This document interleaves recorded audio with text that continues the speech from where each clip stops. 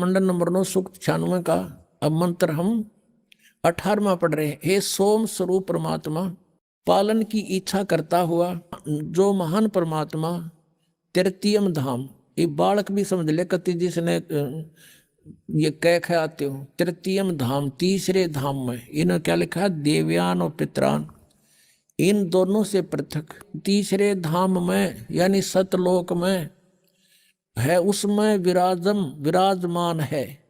इन्होंने लिख दिया वो ज्ञान योगी, यो ज्ञान योगी हटा दिया यहाँ पर अनर्थ करने के लिए। इनका याद आ गई हमने जब यू भगवान लिख दिया तो साकार सिद्ध हो गया, लेकिन यहाँ भूल गए ये ऋग्वेद मंडल नंबर 9 सूक्त 86 के 27 में भूल गए ये 9 के 86 ऋग्वेद मंडल नंबर 9 सूक्त 86 का ये मंत्र 27 जो अभी पढ़ा था हमने कि जो परमात्मा ध्रुवलोक के और तीसरे पृष्ठ माने स्थान पर धाम पर विराजमान है, वो तीसरे पृष्ठ पर तीसरे भाग में रहता है। यहाँ तो इनका याद ना आया, ज्ञान योगी भूल गए लिखना ये। अब यहाँ इनका फिर आगे समझ में काल ने प्रेरणा कर दी, तुम क्या गड़बड़ कर रहे हो, इसका अनर्थ करो।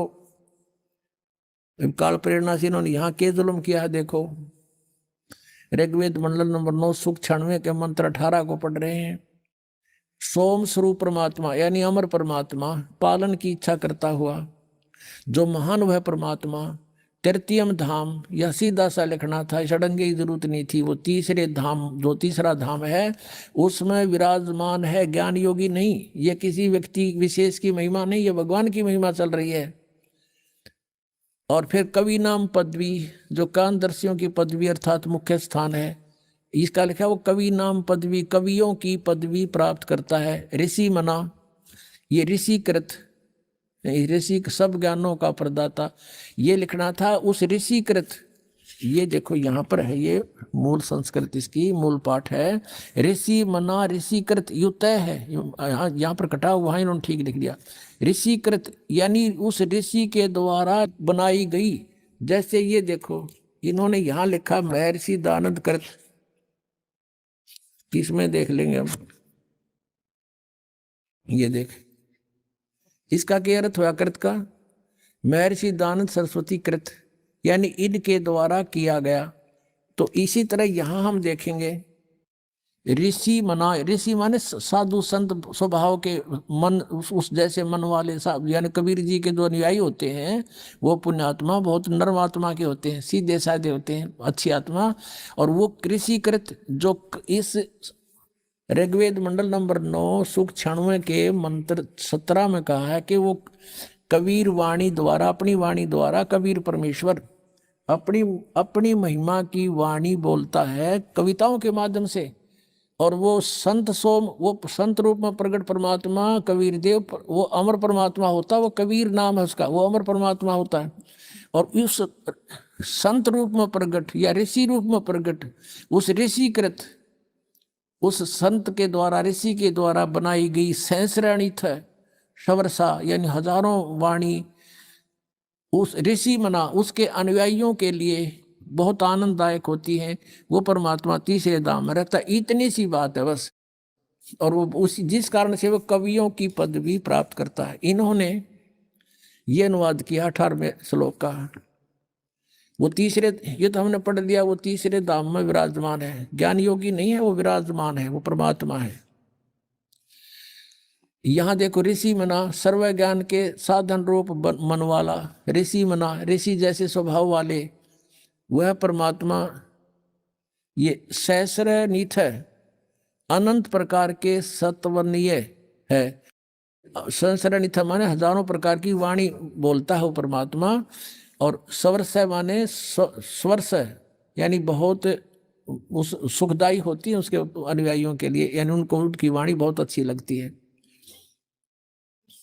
फिर 19 में क्या कहा है, ऋग्वेद मंडल नंबर 9 सूक्त 96 के मंत्र 19 में ये खुद कहते हैं तुरियम धाम, एक चौथा, तुरियम माने चौथा, ये तो तृतीयम, ये तृतीय है, तृतीयम ये है तुरियम। तुरियम माने चौथा होता है संस्कृत में, तुरियम माने चौथा, और धाम माने धाम। तो वो परमात्मा तुरियम धाम महिष विभक्ति, उसको वो स्वयं ही आकर बताता है। चौथा धाम और है अकय लोक, जिसको कहते हैं हम।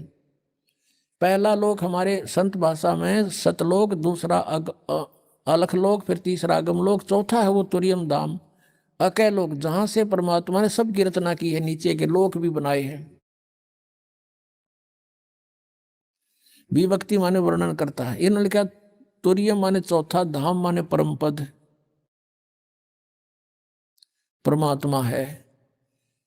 उस महापुरुष उक्त तुरीय परमात्मा का, तुरीय माने चौथा, तुरीयम माने चौथा, चौथे परमात्मा का वर्णन करता। कौन महापुरुष?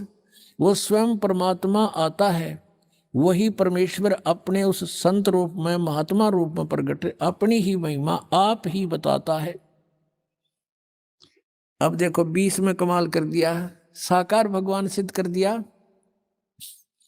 वह परमात्मा जिस प्रकार एक संघ को उसका सेनापति प्राप्त होता है, यानी बहुत बड़े श्रद्धालुओं का वो मुखिया होता है, इसी प्रकार ब्रह्मांड रूपी को उसको प्राप्त होता है, होकर ऊंचे स्वर से गरजता हुआ, ऊंचे स्वर से वाणी बोलता है, इस ब्रह्मांड रूपी विस्तृत प्रकृति खंड में भली भांति प्रविष्ट होता है। जैसे कि मरिये मनुष्य, ये देखो, जैसे मनुष्य शुभ्र शरीर को धारण करता हुआ अत्यंत गतिशील पदार्थ के समान प्राप्ति के लिए गतिशील होता हुआ।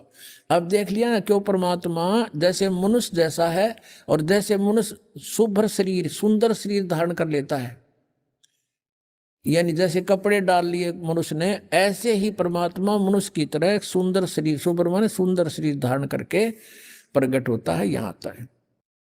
अपना आत्मा जब वो परमात्मा यहाँ आता है, वो करता क्या है? कवियों जैसा आचरण करता है। यह आपने ऋग्वेद मंडल नंबर 9 सुख 94 के मंत्र 1 में पढ़ लिया कि वो परमात्मा कवियों जैसा आचरण करता है। लेकिन वो परमात्मा होता है तो वो कबीर इज गॉड, वो कबीर परमात्मा है जिसने ये लीलाएं की।